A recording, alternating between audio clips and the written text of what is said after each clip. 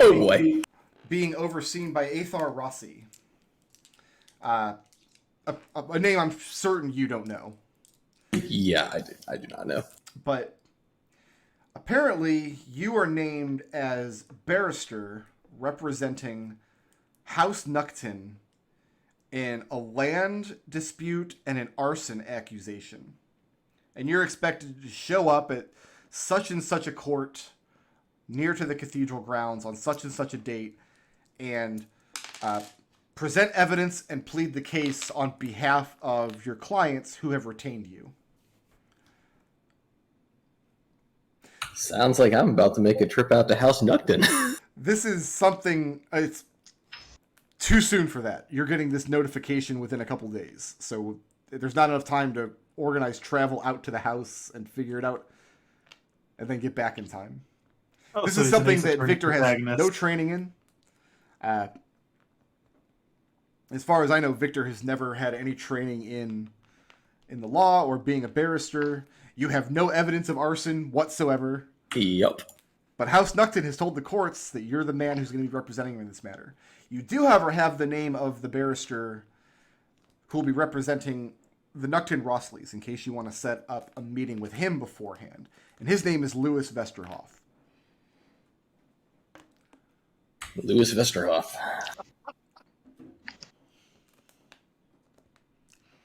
Louis is a barrister in the city, and I'm just placing a couple of inquiries around to get a sense of who this person is.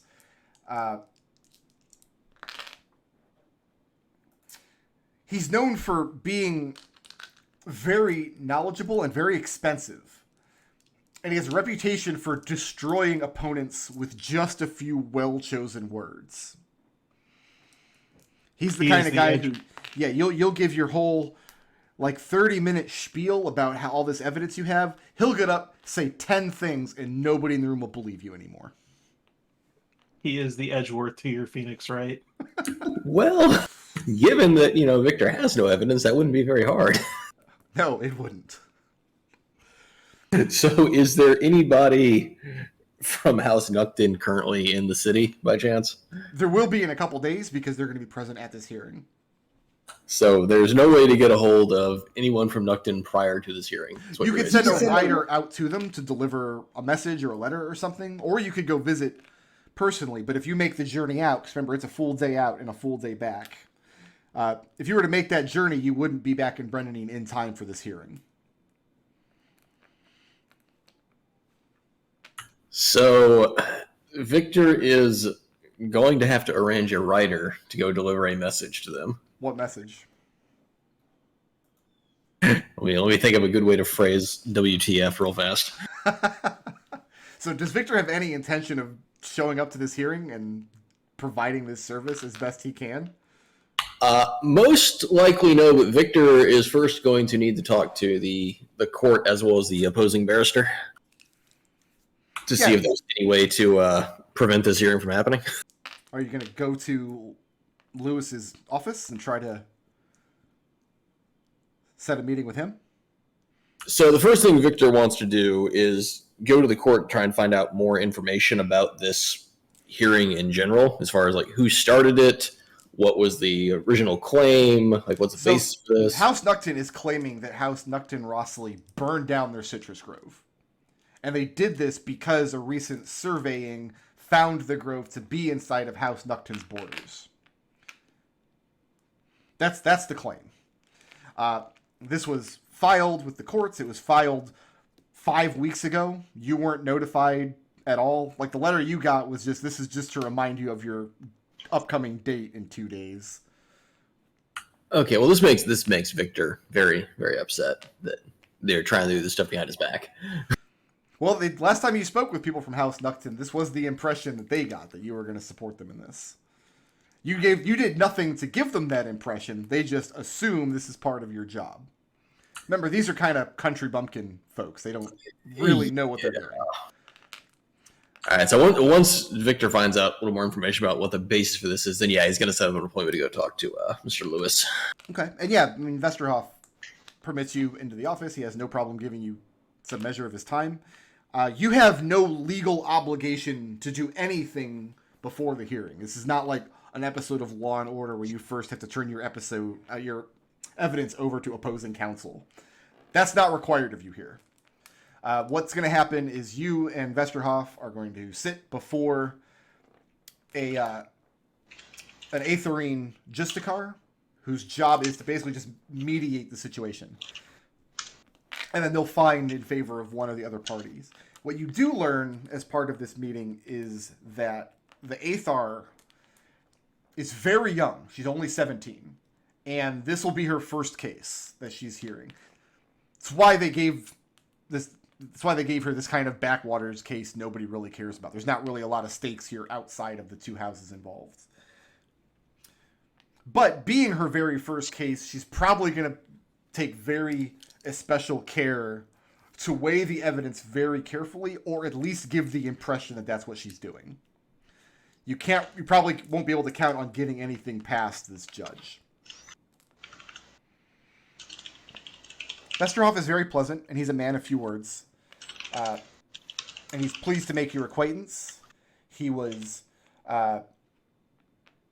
ask, just by way of small talk, whether there's any truth to the claims about House Veritas being involved in necromantic servitude. To that, he informs him there is absolutely no claim to that. However, there are other houses within South Warren that have been rumored to participate in such actions. Although Victor has never seen any evidence directly himself.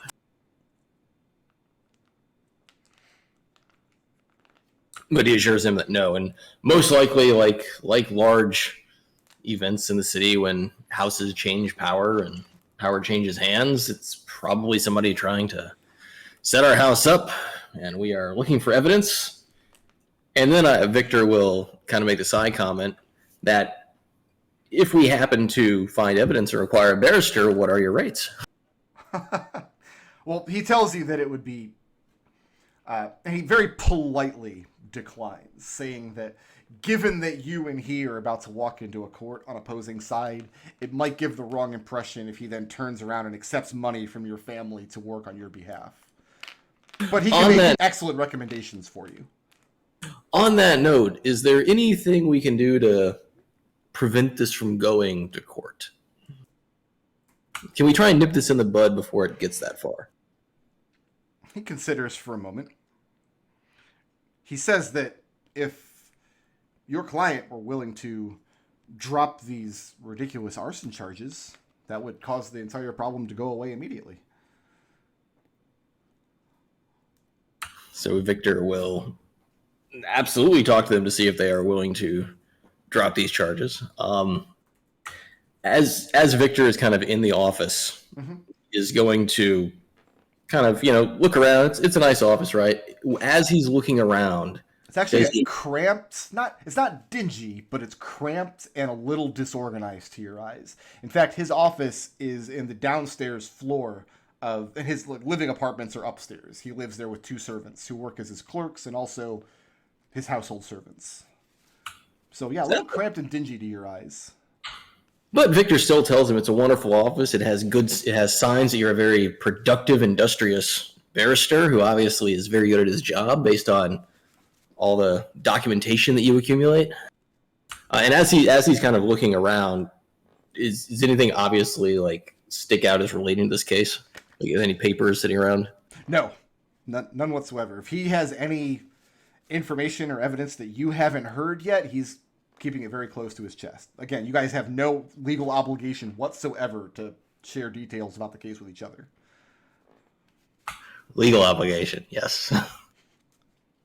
So, all right, yeah. So the main thing Victor's trying to get out is there a way to kind of nip this in the bud before it gets to the court? Vesterhoff thinks that's a great idea, and all you have to do is tell House Nukton to drop these accusations. They never need to be brought before the church. All right, so that sounds good. Other than that, just kind of make small talk, kind of be friendly, keeping in mind that if this barrister is as good as he says, he may come in handy later for use by the house. Make a charisma check versus his charisma. Roll high. Oh, God.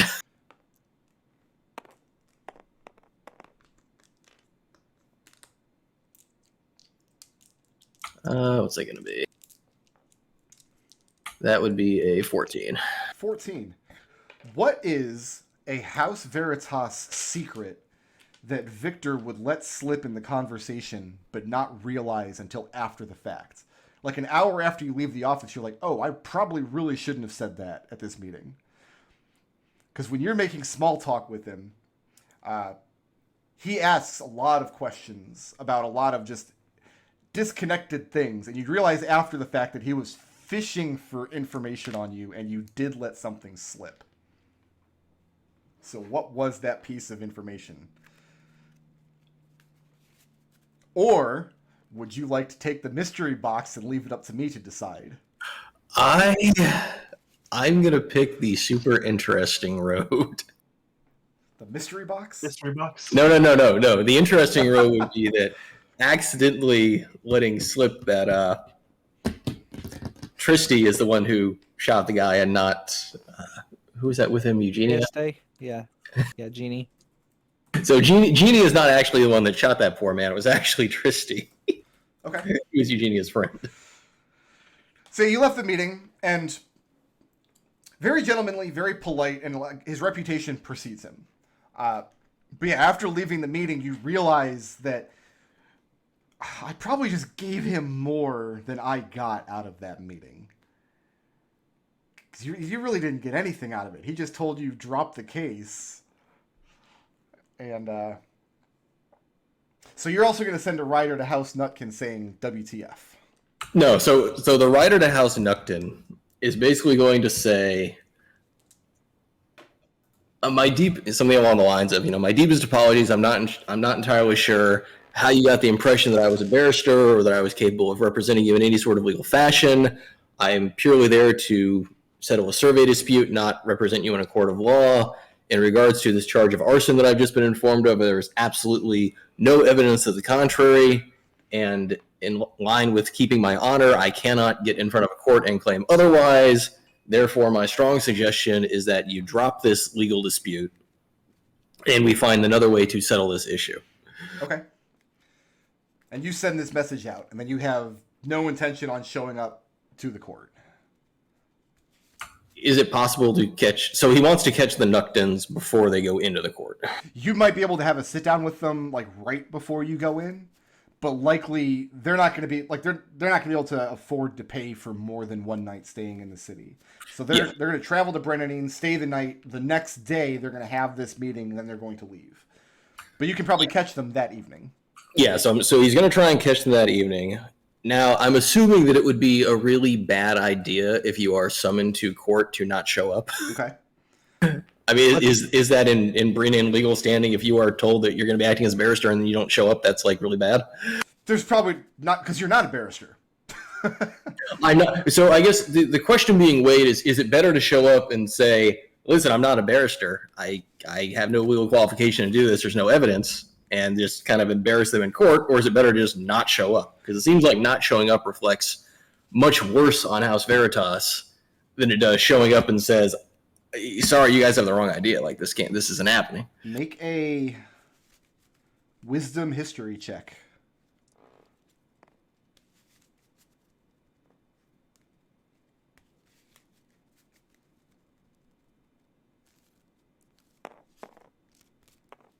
Oh, don't color the dice. That makes them roll worse. So that was what's my history bonus? That would be a 9. Now, all you know, you won't be in legal trouble. They're not going to send the black van around for you. Oh, it's not even the legal trouble. It's a reputational trouble. That you don't know. Okay. I mean,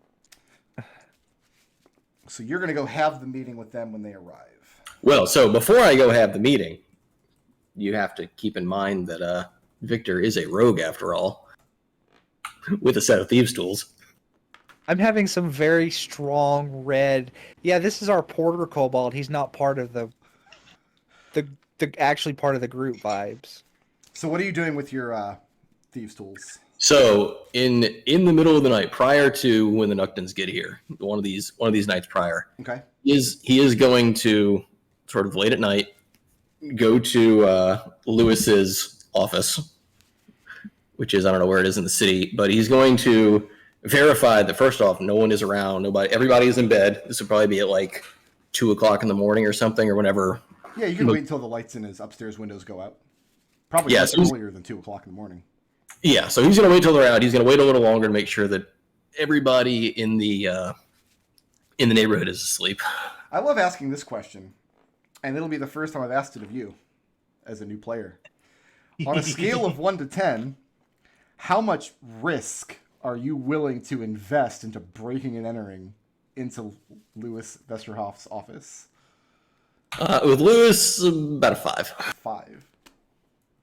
And what are you looking for when you break in?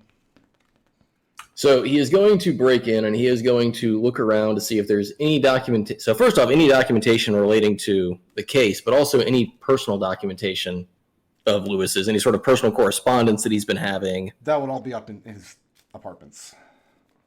All right. So then in terms of his office, anything that would be related to this case. Okay. Make a dexterity thieves tools check to get into the office.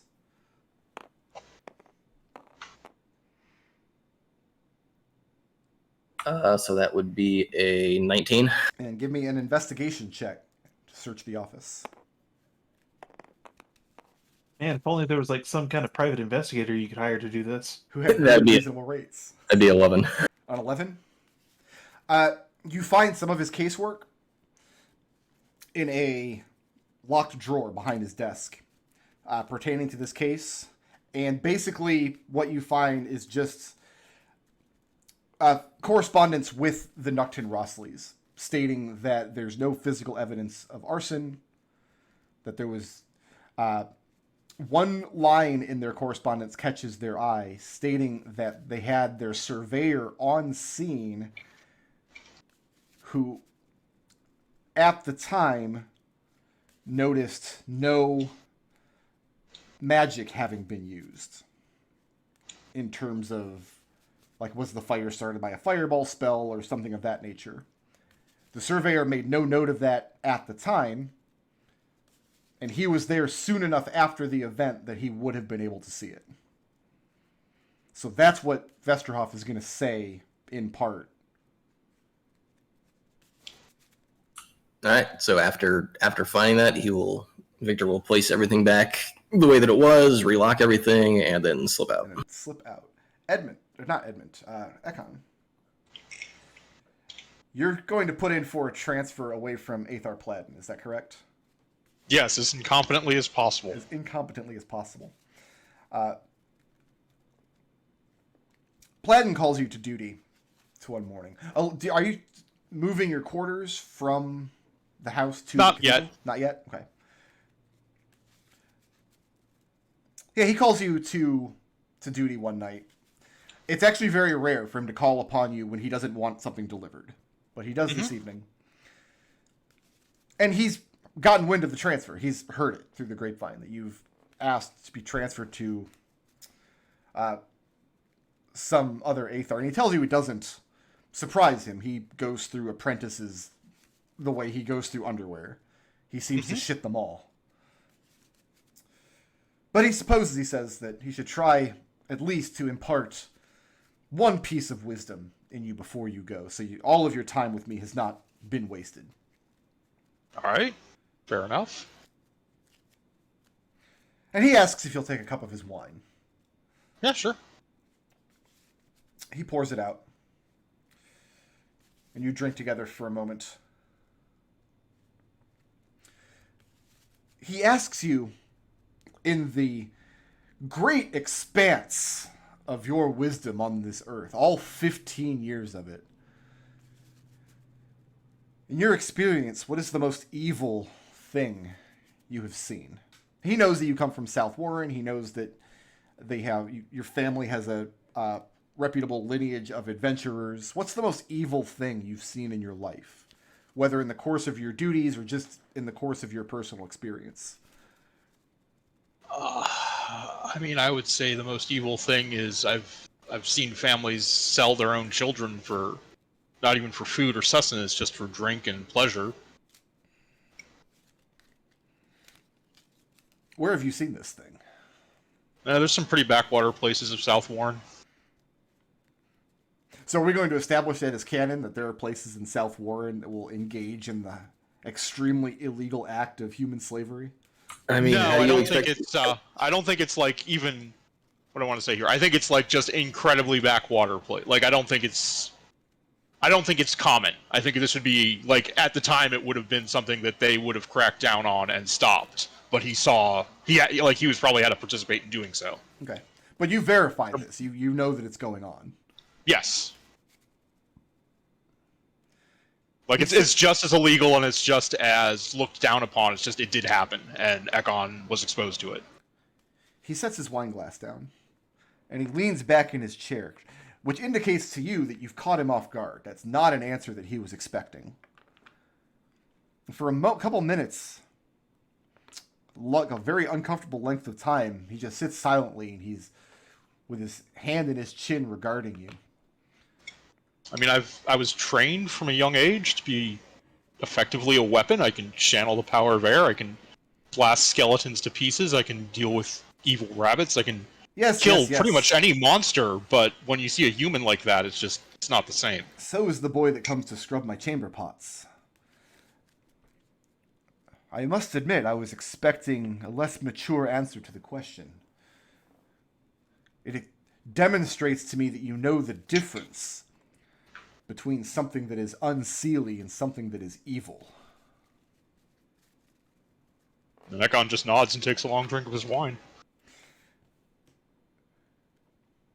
Will you attend me tonight in a personal task before you move on to greener pastures within the church? It depends on what it is, you know that, but probably. It's an official task that I require of you as my cathedral-appointed servant. Ekon will nod. He tells you to go acquire a certain set of materials. He asks you to acquire a blue crystal glass, a rusted censer, and a small quantity of a spice called hensmensch. Hensmensch is a really bitter spice that is somewhat valuable as far north as South Warren. But it's known because if you reduce it in a boiler, it leaves behind a residue that essentially people use as a drug. It has the same kind of connotations as if you were to get your hands on heroin. Mm-hmm. He wants you to acquire these things and then dress yourself in your vestments and return to him late tonight. Can hensmensch be bought legally? Oh yeah, you can just with the impression that you're not going. It's like poppy seeds. Right, you just make a requisition in the church, basically. Okay. Make me a religion check and roll high on this. DC is 20. That's a 23. 23. Very, very long time ago, in times of antiquity, and you're not sure if the practice is still done. But you know that hensmensch, at one point in the Etherine Church, long before the schism that broke the church and moved it to Brennanine, it was known as a material that had some use in funerary rites. You're not sure exactly what, because this was well before your time, and you haven't heard in your lifetime or in your training of it being used in this capacity.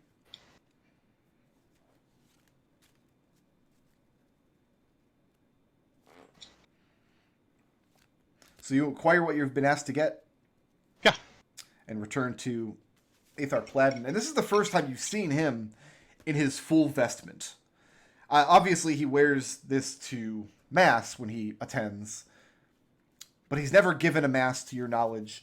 And it's the first time you've seen his appearance where he didn't look a little slovenly. He's never asked you to dress him, which most Aethars of his standing would ask of their servants. But tonight, his vestments look immaculate. And you can tell he has not had a drop to drink since your meeting earlier in the evening.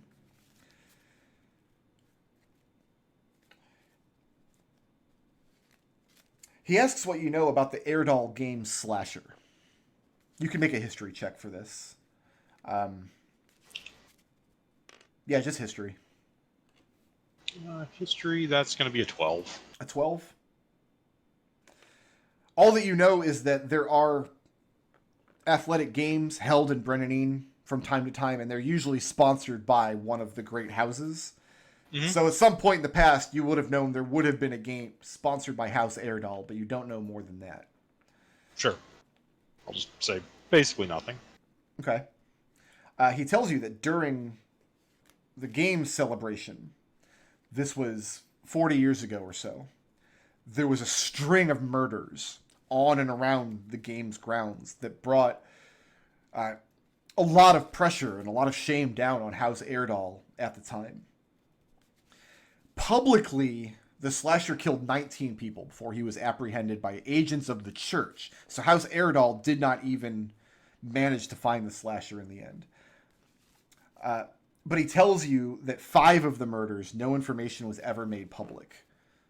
And he's telling you this, he's leading you down deeper into the cathedral than you've ever gone. Down past the sleeping cells of the acolytes. Down to an area that you know to be a dungeon. He tells you the man's name was Anderval. And that Anderval's crime was found to be caused by incurable mental illness. And the way the church handles this is basically, if you have a mental illness that causes you to be violent or to destroy things and you can't control it, they basically hit you with a permanent feeble mind spell. And then just put you to work in the church. Again, this is something that doesn't happen a lot in modern times, but apparently it happened to this guy. But you're still heading down into the dungeons, which gives you pause. Because if this guy had had his mind wiped, then he should just be able to be put to work on the church grounds, gardening or tending to chamber pots or ironing clothes or whatever needs to be done. This guy's still locked up 40 years later after the feeble mind. Because the mind blank, he tells you, didn't have the desired effect. The only thing left in Anderval's mind after this process was done were the details of his crimes, which he seems to revel in, and which only get clearer in times. And eventually he brings you before Anderval's cell.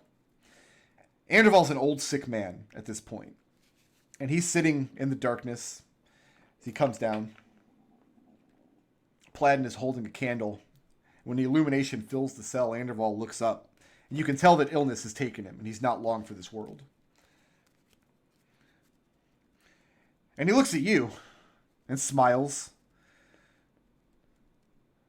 And he tells you that you're beautiful as soon as you arrive.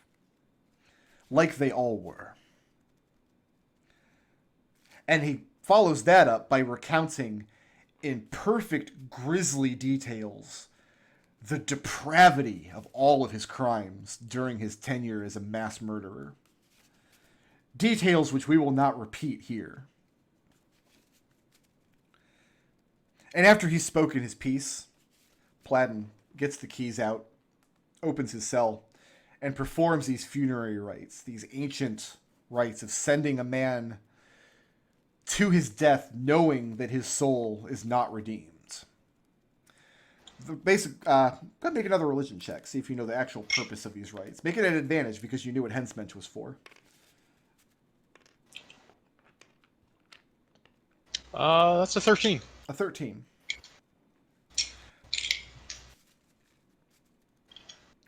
You glean that... Do you speak Old Aetherine? You do, yes? Yeah. Okay. You're not sure what the purpose of the funerary rites actually are, unless you ask Pladen about it afterwards. That's your choice. Are you going to ask him about it? Yeah, afterwards. He tells you that basically the purpose of them was for somebody whose soul has not been redeemed, But there used to be a belief within the Etherine Church, which is not popular anymore, which is why this particular rite has fallen to the wayside, that regardless of crime, no man deserves eternal oblivion. It's not possible to commit a grievance in mortal life great enough to merit the eternal punishment. So this is just, even though this person in his mortal life has not repented, it's one last appeal to air that his soul may be preserved in the thereafter. And after this, the man dies in your presence.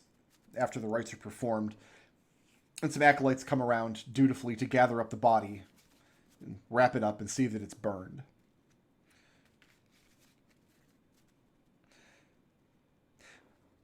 Platten tells you that it was his intent to bring you here as an instructive moment, to show you before he left his service the real face of evil on Earth.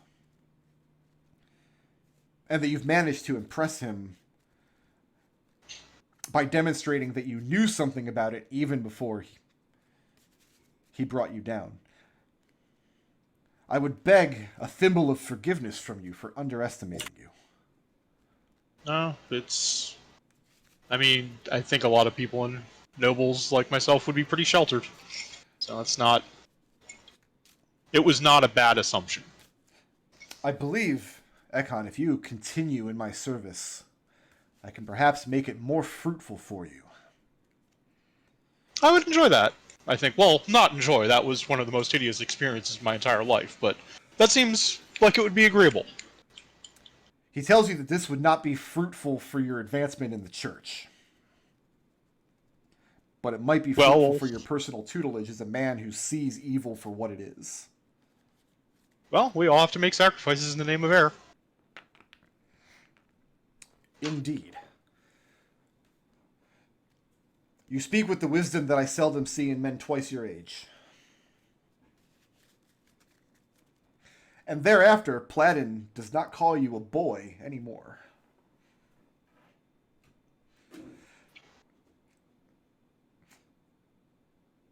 Do you press him for anything else beyond that, or do you just leave it at that for now? That's more than enough for now. I don't think he's going to be very well for a couple of days after that. Okay, so the fallout of this is in the next few days is Platten opposes the transfer. He doesn't sign off on it.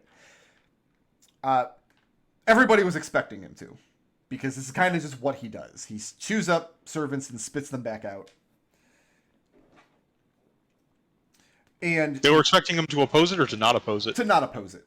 Okay. Servant wants, like, Yep. of going through Platten's service is a bit of a hazing ritual amongst new Sure. acolytes coming into the church. So there's kind of an expectation amongst other Aethars in the church, especially people your age at your station, to be angry about this. Like, you tried to transfer away from Aethar Platten, and then he blocked it. What do you tell those people? Like, are you going to keep up appearances? I mean, I'll just say, I mean, there's a hierarchy in place, and my hands are not greater than that of heirs. Okay.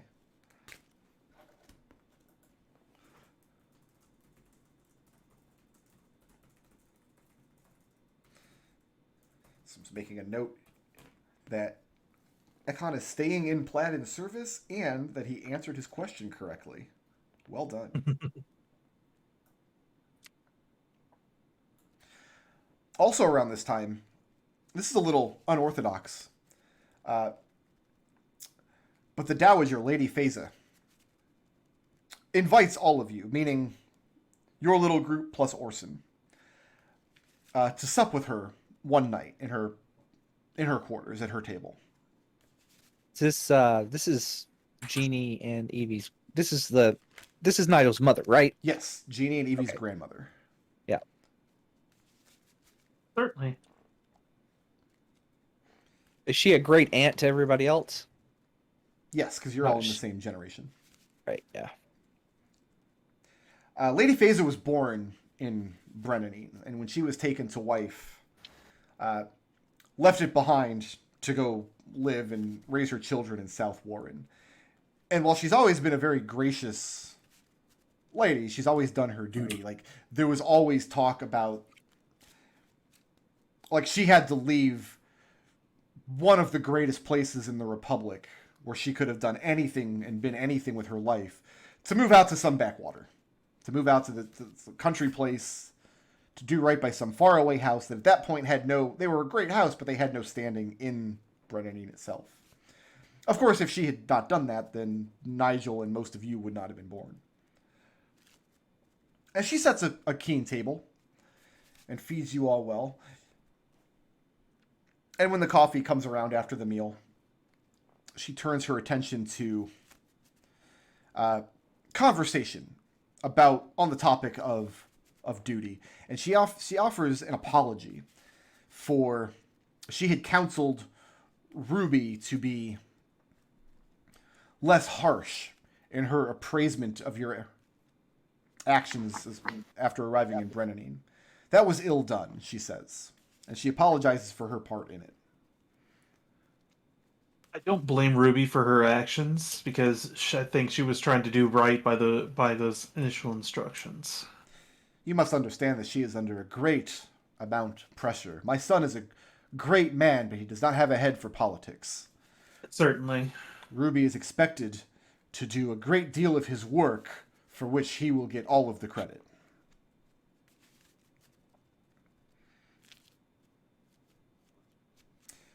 She asks Edmont, because her granddaughter has come under your tutelage recently, and she's gotten word that you have a mind to make Tenny and Giannis, your cousins, into adventurers. Perhaps I don't mean to say that that's where their lives should go, merely that there are still duties to be performed within that sphere. Such as, record keeping and that sort of thing. And when the topic comes up, looking over at Orson, you see that Orson is suddenly taking a very keen interest in the tablecloth and his empty soup bowl in front of him. Oh, I bet he is. And she is very polite. She neither condemns nor condones this decision on your part. She just brings it up. She lets you know that she knows. Fair enough.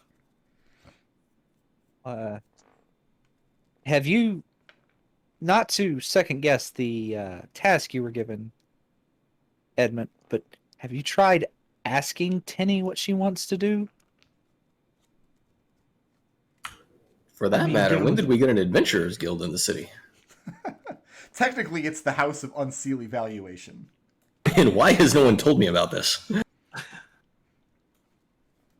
Because you were the one who wanted to go and, enter the fine work of surveying, yes? Yes, so I could find locations for us to explore. Nobody told me there was a place that already does that.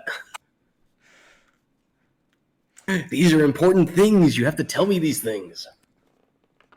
I've been very busy. Lady Feza, in response to Victor, says that...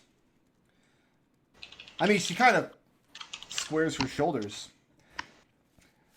Perhaps this is an indication that you haven't had enough meals at my table, Cousin Victor. Well, obviously. We should do this more often. She says there's much and more that she could have told you about Brennan if only you had shown an interest in any of the long years you've lived in her son's house. Well, you know how Nigel is. I'm speaking about how you are. You know how Nigel is. Yes, He makes, face palms. I lament that perhaps my son, though a great man with a great many qualities, has not done his duty adequately to instruct his children and his wards, motioning towards Victor, in the importance on service to house and household. A problem that now falls to Ruby to rectify in an inexpert way. Actually, While we're talking of service, I need your opinion on something. You're asking Feza? Yes. Perhaps I need to have a drink of something stronger before I am asked for any opinions. And she waits for one of the servants to place a decanter of wine onto the table. I think that would be a very good idea, yes. She fills her cup with it. Victor kind of holds out his own cup for some.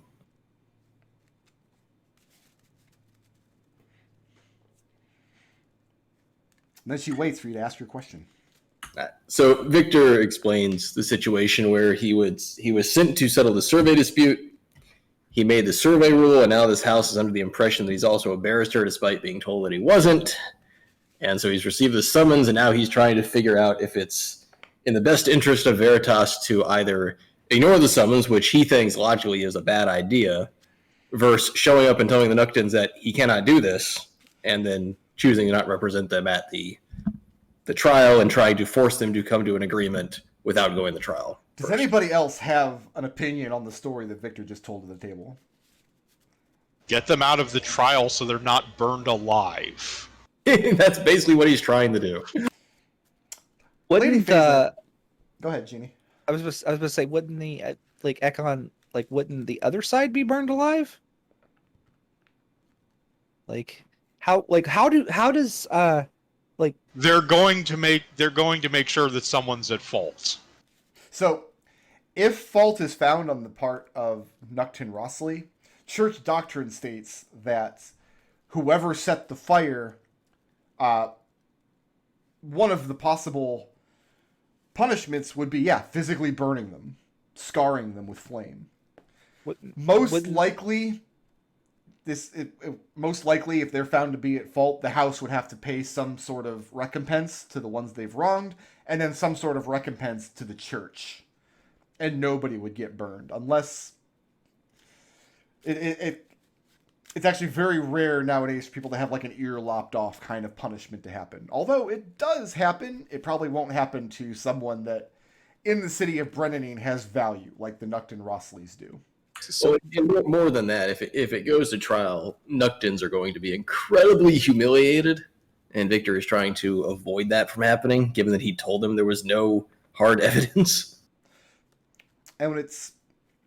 Lady Feza makes a point to speak last. Takes a long drought. He says, in my opinion, Cousin Victor has learned an important lesson about the consequence of undue willfulness.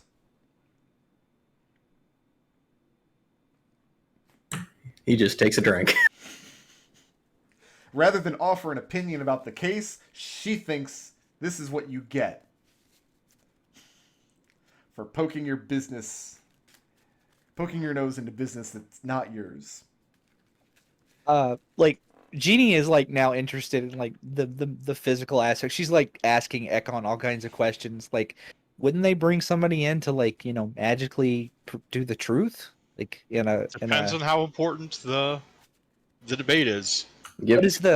What is the Godzilla threshold on bringing someone in with and forcing them to go through a zone of truth? We're talking second tier house, third tier house. The stakes on this particular dispute are so low that it probably won't even reach the ears of anybody at the church who would put those wheels in motion. It's going to be heard by a very low-ranking Athar. She's going to make a decision, and the parties are going to like it or lump it. Right. From the sound of things, the Athar they've involved probably doesn't even know the miracle yet. No, and these are two houses that are out in the sticks. They're And he goes, the most important question I have, Ekon, would you burn these people alive? If it was malicious and they did not give me a reason to do otherwise, not to I would scar them. I wouldn't do anything that would permanently impede their lives. But you can't just. Again, I think over some trees, probably not badly. not trees, orange trees. You have to keep that in mind. Some people take their oranges very seriously. I've noticed, and I give you a withering look. And you, No, I would Gene. be looking for a reason not to, but if they didn't give me one, I would unfortunately might have to. Some people don't. They have to see their ways themselves. Right. They have to make an honest attempt at repentance. Phaser seems... she nods in agreement. Says, though young, Ekon has provided wisdom for us all, to the effect of Edmont does not look happy about this. doing one's duties, what is expected of them, even if it conflicts with one's personal wishes. There's nothing more important than duty. And I wonder that the youngest man at our table has learned that the most. And then she turns to Jeannie. What? You said youngest man, right? Yeah. Well, he is. Other than Orson, he's the youngest of all of you. Oh, I thought she was gonna like turn I thought she was gonna turn on Orson next, and so I like a little. Jeannie jumps. She wasn't expecting the conversation to switch so abruptly to her, because I wasn't expecting that. She says that, and perhaps no one seated at this table at present has more duty to perform for House Veritas than you and your sister. Well, Being wed, right. yep. Oh, uncross your legs and think of Veritas. But no. I mean, Jeannie was be like, well, she'll just kind of shrug and be like, well, I knew it was coming at some point, and it's not going to stop the things I like to do. So, because I don't think I'd be a very good mother, but I guess think that's what that's down to- governesses are for.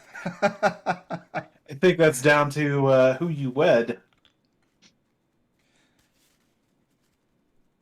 Is it not? She says that there was a time, believe it or not, where she felt the same way, when her father commanded her to marry a man she didn't know from South Warren, of all places, some faraway forested hill that she'd only read about in books, and leave behind her beloved city of Brennanine and all of her friends here. And she's contemplated for many years what the great tragedy of that decision was. And she asked Jeannie for her thoughts on what that might be. And she doesn't expect you to know the nature of this tragedy because you are so young. But you and your sister are both very willful, and Evie's very outspoken on the subject in particular. Uh-huh. I mean, the great tragedy. Yeah, I'm sorry, grandmother. I have nothing. She tells you that she's decided here at the very end of her life, coming back to Brennanine and once again indulging in all the things that she loved and left behind. And we're about to take our break here in just a minute, in case, Destil, you want to go ahead and order your sandwich. Yeah. She tells you that she's decided the tragedy is actually tragedy averted, because without her father's decision, if she had decided to be willful and avoid the wedding and bring dishonor amongst her house and risk getting thrown out, she would have never seen the great and vast beauty of South Warren. It would have never have occurred to her to visit such a place. And she says that she might speak to you a bit. As you can see, the wine is starting to go to her head a little as she's swaying back and forth. That she might speak a bit about Mallory's, if you have a moment. And at this, her head goes into her hand for a moment. It's actually, if you'll forgive me, I believe I'm feeling a little light. She calls one of her servants over. She says she'll believe that she will adjourn for now, but she's delighted that her grandchildren and her grandnephews have done her the honor of supping with her. And The honor's ours. apologies for cutting it short, but please feel free to remain as the cake is served, as one of her servants helps her from the room. You just look like drunk, or does she look like something's wrong? Yeah, Victor kind of looks suspicious. She's a very old woman, but yeah, she Okay. said she was going to speak to you for a moment on the topic of Mallory, and then immediately changed her mind and decided that she's going to go have a lie down. So once she leaves the room, Victor is going to kind of look around and say, "Everybody stop eating for a second." We'll take our break there before you all are poisoned by grandmother here. So go ahead, get your coffee, get your bagel, and we'll Why would reconvene Grandma poison us? at about 4:35.